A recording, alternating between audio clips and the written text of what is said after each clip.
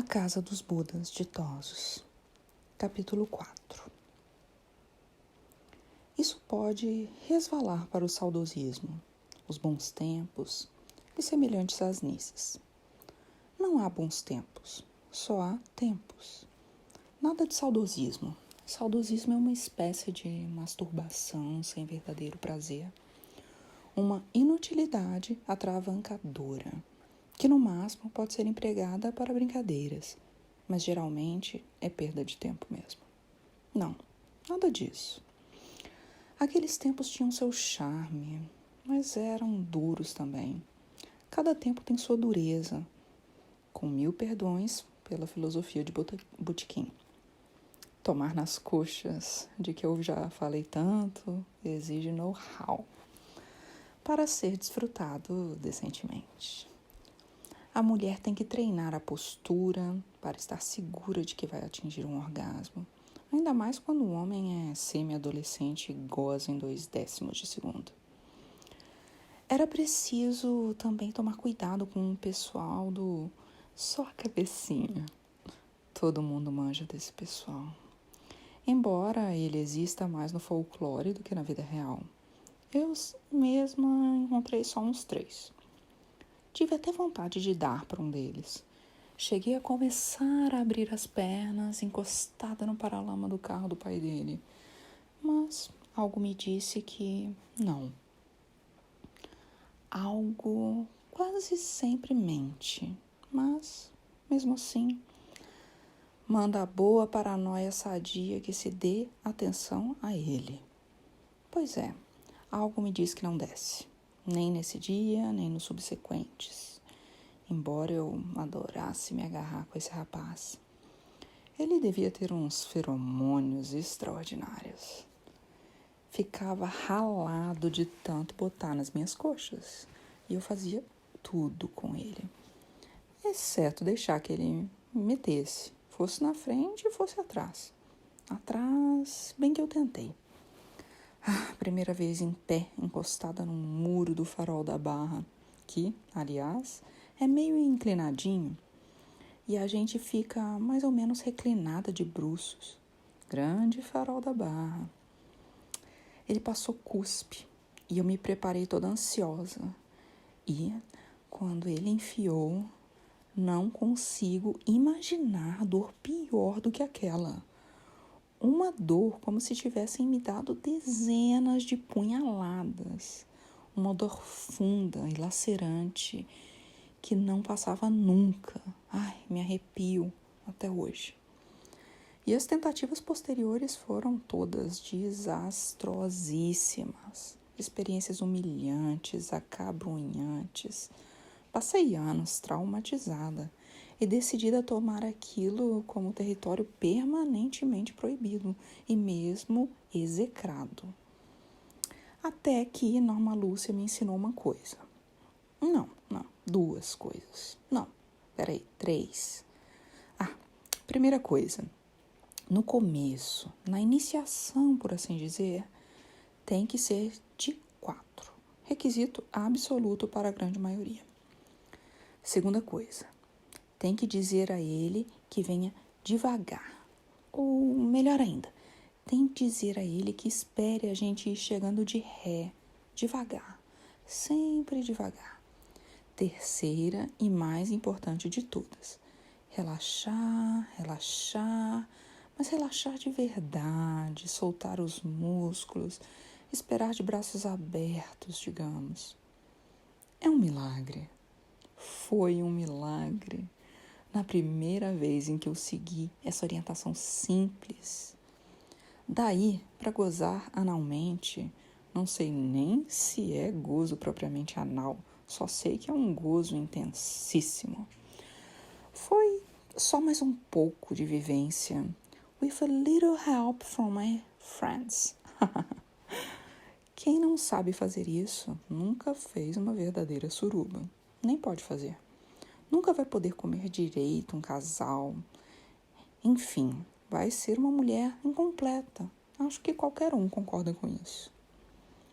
Não sei se você sabe, mas a hetairas, as cortesãs da Grécia Antiga, davam a bunda, preferencialmente. Apesar de já haver métodos anticoncepcionais, o mais seguro mesmo era uma enrabação. É a arte milenar que não pode ser perdida. E toda mulher que, sob desculpas inaceitáveis e ditadas pela ignorância, preconceito ou incapacidade, não conta com isso em seu repertório permanente, é uma limitada. Não importa o que ela argumente.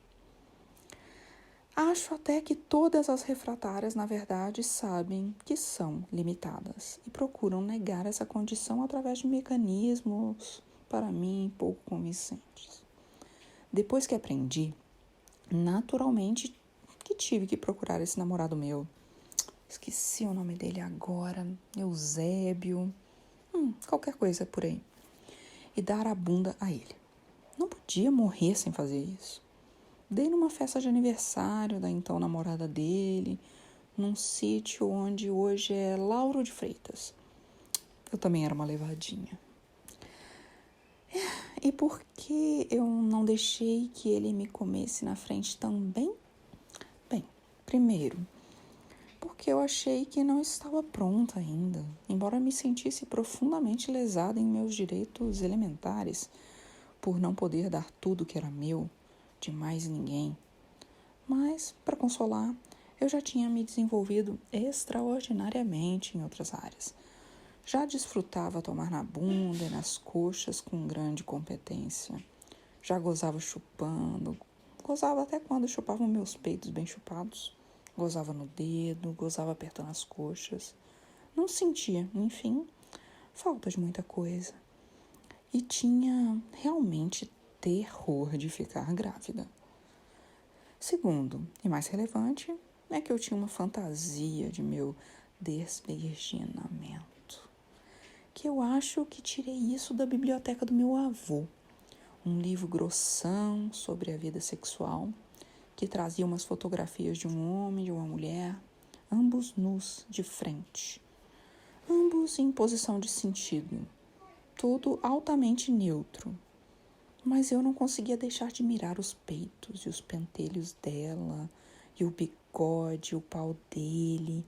Passava horas entretida nisso, e lendo a descrição de um desvirginamento, feita pelo autor. Não sei de cor, mas é como se soubesse. Até hoje sou capaz de repetir essas palavras, do jeito que ficam em minha cabeça. E então chega um momento tão ansiado, sem pronunciar uma palavra, ele fecha a boca da donzela com um beijo decidido entre seus bigodes másculos, insinua seus quadris, delicada, mas firmemente, entre as coxas dela, e dirige a glande enturgescente para o ímen, então trêmulo e lubrificado pelos fluidos naturais da vagina. Resoluto, ele se assegura, às vezes, com a ajuda das mãos, de que está no ponto certo, e então, enquanto ela dá um gemido abafado, entre a dor e o prazer da fêmea que finalmente cumpre seu destino biológico, penetra com um só impulso vigoroso, abre-lhe mais as pernas, inicia um movimento de vai e vem profundo e, finalmente, derrama-lhe nas entranhas o morno líquido vital, sem o qual ele não é nada e ela não é nada. Essa era a minha fantasia. E até hoje é. Sempre foi um dos meus temas de masturbação favoritos. E, não se de alguma forma por isso, passei grande parte da vida preferindo homens mais velhos. Só depois é que comecei a gostar dos homens mais novos. Depois que descobri que os mais velhos são putas velhas, iguais a mim, não valem nada. E depois, burro velho, capim novo, verdade inegável. Hoje, sinto prazer em seduzir e treinar um jovem bonito. É estimulante, revitalizador, faz bem ao ego. Bom, claro que eu, mesmo gostando irracionalmente da cena, ou seja, da maneira mais forte possível, Não tinha ideia de que ia acontecer comigo exatamente dessa maneira, ou quase exatamente. Ainda nem sonhava em conhecer José Luiz. José Luiz foi meu professor de prática penal. Ninguém ligava para ele, mas penal é ótimo, porque tem aqueles papos de estupro presumido, sedução, atentado ao pudor, rapto, etc. Tudo excelente para puxar conversas de sacanagem, aparentemente inocentes e técnicas, mas assim mesmo as meninas pouco ligavam para ele. Não tinham a intuição ou a experiência para avaliar adequadamente o potencial dele. As poucas que se interessavam por ele não alimentavam planos, porque ele era casadíssimo, cachíssimo, ordeiríssimo, reprovadoríssimo, de maneira que ninguém achava que valia a pena o trabalho. Mas, diante da tenebrosa escassez de homens aproveitáveis, aquele elenco deprimente de coçadores de baixios e primitivos neandertalescos. Parêntese. Falando em neandertalesco, me pareceu esse parêntese quase injustiçando um pouco o homem neandertal. É difícil acreditar nesse parêntese, mas é pura verdade. Não resisto a contá-lo. Verdade. Fiquei pasma na ocasião e continuo abismada. Uma conhecida minha era noiva, de aliança no dedo, de rapaz muito conhecido, com quem todo mundo simpatizava. Um rechonchudinho, corado, gentil, educado, aberto, simpático mesmo. Eles eram um casal de pombinhos. Todo mundo se referia a eles como pombinhos, um chamego e um carinho que chamavam a atenção. Só apareciam juntos aos beijinhos e alisadinhas. Namoro padrão na Bahia. Pois bem, um belo dia acabaram. Foi um susto geral, dezenas de hipóteses e especulações, e ninguém conhecia a versão correta. Muitas e muitas voltas no mundo depois, nós duas estávamos tendo uma espécie de caso passageiro, e ela me contou, na cama, o que de fato havia acontecido. Inimaginável. Mas acho que até hoje continua acontecendo. Ela me contou que mantinha a virgindade com ele, mas, de resto, fazia uma porção de coisas. Na verdade, agora ela sabia. Uma porção de meras perfumarias. E ele foi o primeiro na vida dela, a única experiência que ela tinha. E aí estão os dois namorando numa balaustrada deserta na Barra, já escurecendo, ele sentado, ela em pé, recostada entre as pernas dele, quando sentiu o pau dele duro lhe roçar na bochecha. Então ficou esfregando a cara para lá e para cá, por cima do pano na calça. E então me contou que ela não tinha razão nenhuma para mentir, parecia até estar precisando daquele desabafo. Ela foi seguindo o curso natural, sem nem pensar no que estava fazendo. Abriu a braguilha dele e deixou que o pau pulasse fora.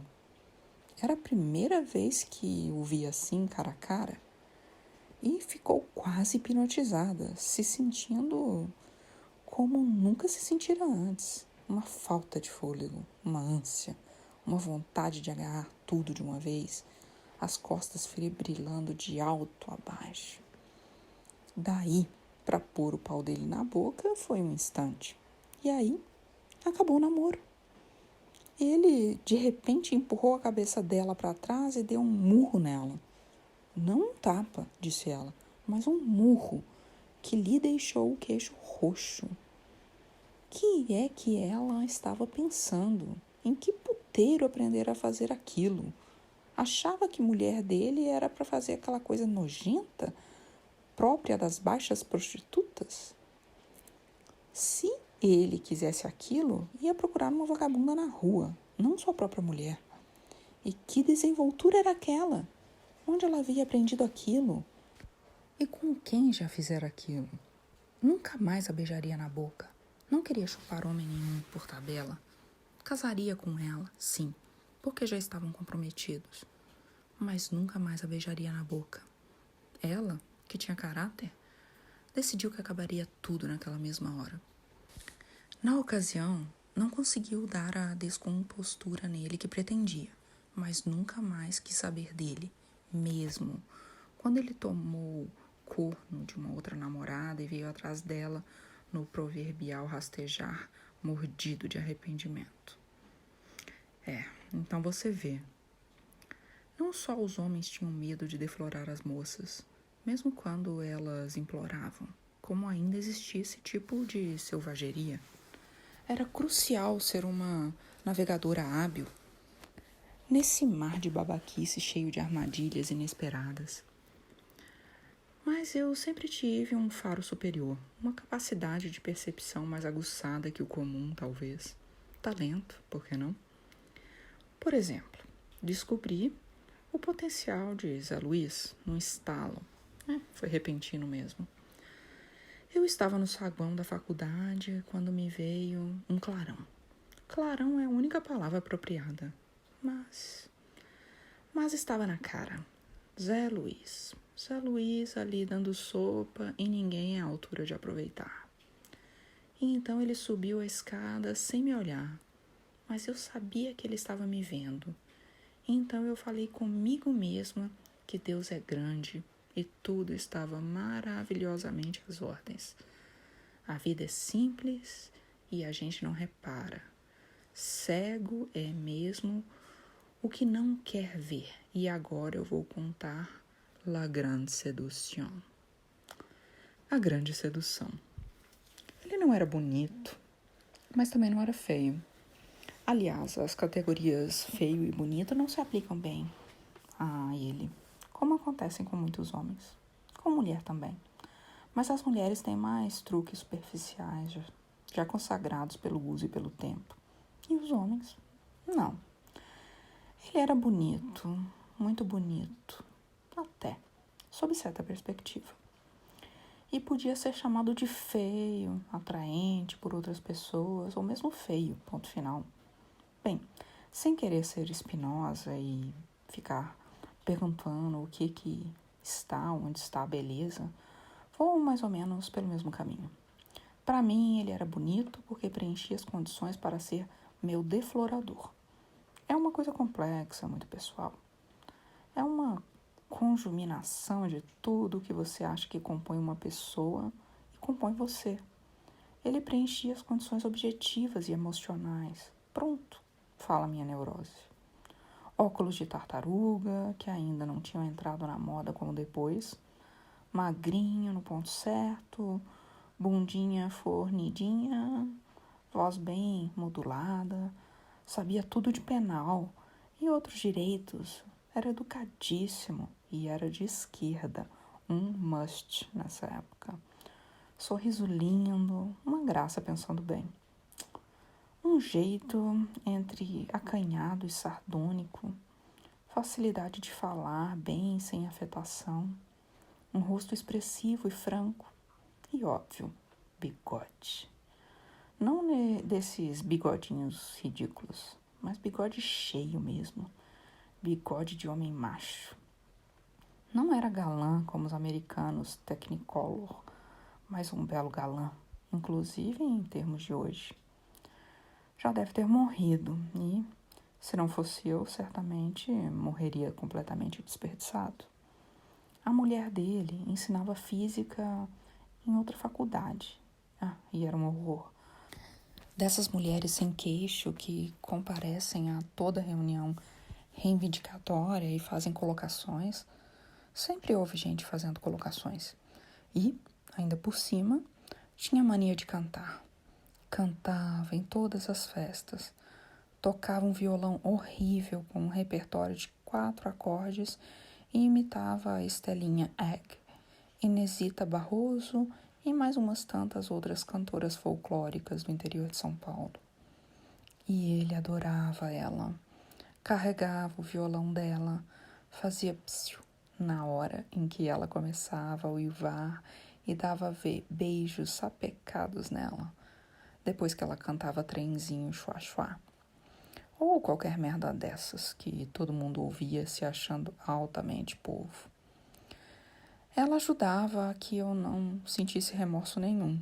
Acho que até fiz um favor. Zé Luiz deve ter melhorado bastante em casa depois da série de surras de cama que eu lhe apliquei. E mesmo que desse remorso, e a verdade é que eu nunca fui dada esse tipo de remorso, o único problema era mesmo armar uma estratégia eficaz e eu enfrentei a situação com uma categoria digna de Norma Lúcia. Ou melhor, por que me diminuir? Categoria minha. Só quem viveu naquele tempo é quem pode sentir os desafios em toda a sua inteireza. E a verdade é que dessa vez não pedi assessoria à Norma Lúcia. Resolvi que ia enfrentar tudo sozinha, voo solo. Bom, o passo inicial foi ser a primeira a comparecer às aulas e sentar, com cara de atenção e admiração, que qualquer um jurava que eu tinha frequentado o Actor Studio, colega de turma de Marlon Brando. Só quem ia às aulas dele eram os CDFs e os que estavam pendurados por faltas. Mas eu não. Eu já estava no corredor na hora em que ele vinha. E quando ele vinha, eu ruborizava. Eu sempre soube ruborizar à vontade. Virava as costas e sabendo perfeitamente que ele estava vendo. Retocava o batom e o rouge, alisava a saia, ajeitava o cabelo e ia sentar na primeira fila. Quantas vezes eu sentei ali, toda pudica, antes de qualquer outro aluno chegar. Ele ficava sem gracíssima, uma tesão, e eu não dava bandeira nenhuma. Só perguntava como ele ia e dizia que estava esperando aquela aula, que eu adorava penal e as aulas dele me abriam mundos. Minha postura também era muito recatada, se bem que com umas certas exceções repentinas e fugazes, só para deixá-lo de orelha em pé e sem saber o que pensar direito. E naquele tempo se andava de anágua e sutiã e mini-saia dos anos 20, nos tempos das flappers, e a gente via no cinema. E mesmo que houvesse mini-saia, eu não usaria. Já estava ligada na prática do primeiro foi você. E nunca perdi tempo em querer dar murro em ponta de faca. Foram meses, alguém acredita? Foram meses para ele compreender que eu estava querendo dar para ele. E mais meses para ele aceitar me desvirginar. Foram meses renascentistas, florentinos, que eu não me importei. Até gostei. Continuei levando a minha vida como sempre, com um noivo e tudo. Me sentia mais ou menos como Selma, a jiboia de Norma Lúcia. E ele era o ratinho que eu ia me enroscar e engolir. E eu não me limitava à manobra de sentar na primeira fila. A cada dia eu fechava o cerco mais um bocadinho, um aperto sutil, um avanço quase imperceptível, mas sempre um tijolo na minha construção. Dei para ficar na sala de aula depois. Sempre tinha umas perguntas, várias perguntas, olhando direto nos olhos dele, que desviava a vista, mas eu, firme. Pedia bibliografia, fazia que não entendia certas coisas, citava trechos de livros. Virei uma verdadeira becaria, só se vendo. Depois pegamos mais proximidade e eu mostrei cadernos, anotações e escritos meus, uns poemas. Uma vez, ninguém nesse mundo presta, muito menos eu. Ele estava lendo uns poemas e eu, fingindo alto nervosismo, tomei o caderno dele na hora em que ele estava começando um poema e disse que aquele ele não podia ler. E fiz, não posso negar, fiz um negócio que sempre considerei vulgar, mas fiz. Apliquei aquele golpe do veja como eu estou nervosa, puxando a mão do freguês para o meu regaço. E no setor visual, a essa altura, eu já tinha chegado ao saião com botões na frente. a anágua fina por baixo, mais saíam com botões. Não aparecia nada, só muito de relance, uma vez na vida e outra na morte. Mas ele ficava perturbado. Já andava visivelmente perturbado comigo. Às vezes, coitado, dava uns olhares caídos e compridos, como se quisesse pedir misericórdia. E eu, firme. Minhas ficadas depois da aula viraram costume, comigo conversando e usando todos os truques que já nasci sabendo, pegando no braço dele e tirando a mão depressa e maliciosamente, elogiando ele, chegando perto para olhar os livros sobre o ombro dele, olhos nos olhos sempre que podia. Uma campanha napoleônica. Norma Lúcia disse que eu era letal. Finalmente chegou o grande dia. Era uma quarta-feira e chovia. Não assim que se começam os relatos? Não sei se era quarta-feira, mas chovia, sim, no grande dia. É um pormenor importante. E foi inesperado, porque ele não dava aula nesse dia. Mas Mascarenhas, o catedrático, tinha medo obsessivo de ficar tuberculoso outra vez. E amaldiçoava até ventiladores e mandou que ele aplicasse a prova. Quase todo mundo, mais ou menos cedo, mas eu, que tinha estudado como uma alucinada, escrevi resmas de papel e demorei até quase o fim do horário.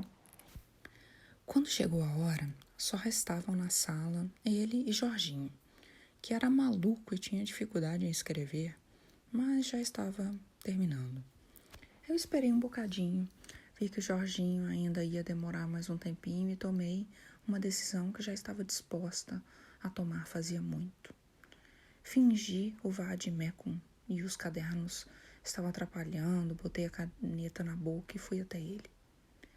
Ele estava curvado, com as mãos apoiadas na mesa, e então, aparentando estar toda sem jeito, deixei os cadernos cair na mesa. Peguei a papelada da prova para entregar e bem nessa hora, como quem está distraída, mas deixando transparecer uma determinação inegável, embora intangível, encostei na mão dele, que se fechava sobre a borda da mesa. Ele levou um susto e tirou a mão, mas eu fiz pressão e minha saia chegou a subir um pouco. Arrepanhada na frente, a meu pubis, pelo movimento dele. Mas eu não aliviei a pressão, só olhei nos olhos dele outra vez. Depois baixei a vista, depois fiquei vermelha.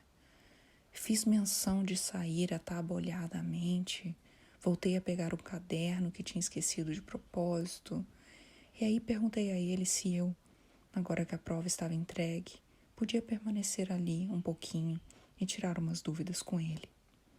Sabe, eu tinha uns 2 professores que marcavam minha vida, 2 ou 3 no máximo, e ele era um deles, sabia? Ele tinha despertado algo que dormia em mim, algo de cuja existência eu jamais suspeitara e agora, pelas mãos dele, descobrira arrebatada, quase sem fôlego. Uma paixão, disse eu.